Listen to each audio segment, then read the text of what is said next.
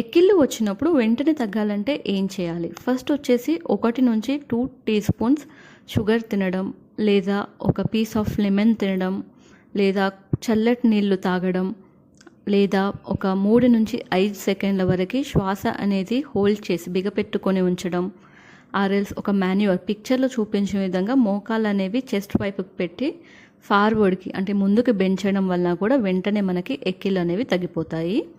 ఎక్కిళ్ళ గురించి detail explanation video అనేది మన ఛానల్లో ఉంది.